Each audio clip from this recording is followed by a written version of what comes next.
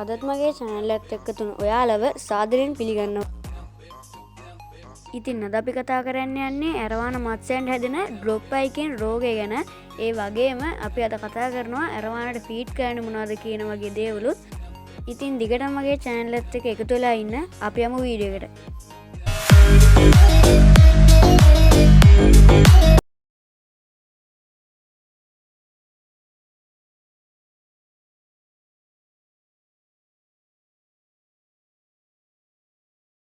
මුලින්ම කියන්න ඕනේ ලංකාවේ ප්‍රසිද්ධම සහ මිල අඩුම ඇරවාන වර්ගය සිල්ව ඇරවාන.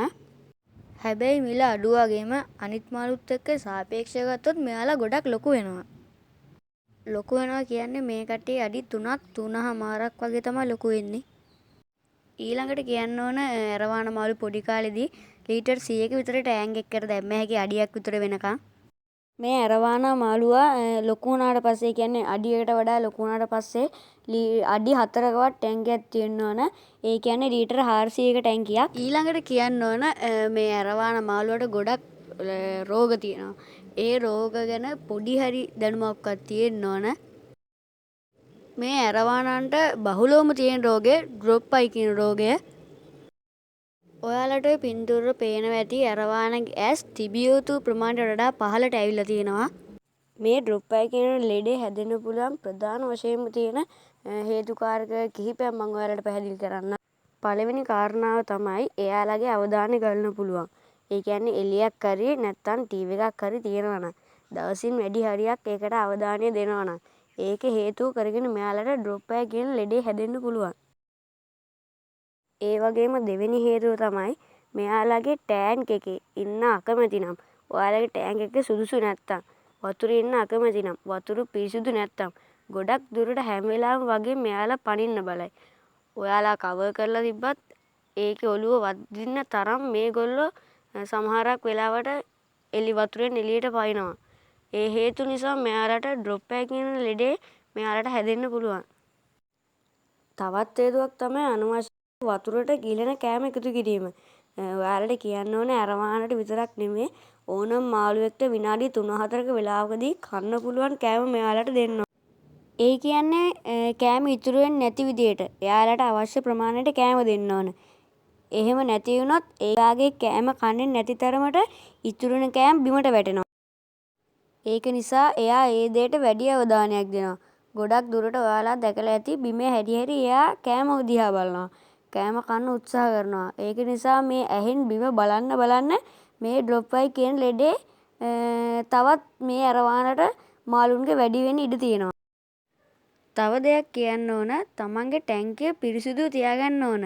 ඇරවාන මාළුන්ට විතරක් නෙමේ ඕනම මාළුවෙක්ට අනිවාර්යෙන් කරන්න ඕන දෙයක් තමයි මේ ටැංක් එක පිරිසිදු තියාගන්න එක. මේ නිසා මාළුන්ගේ ගොඩක් ප්‍රතිශක්තිකරණය වැඩි වෙනවා.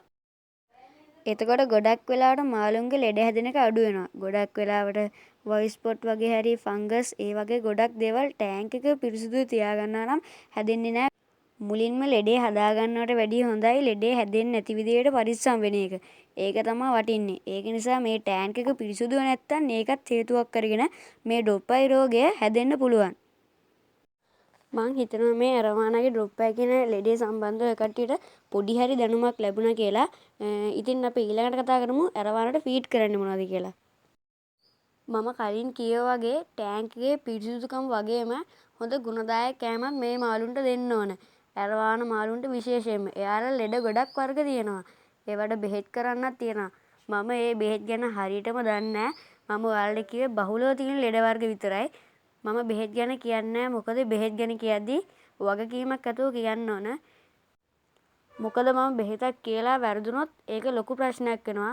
මාළු ගැන හොඳට දන්න ෂොප් එකකින් හරි අහලා දැනගන්න ඕන.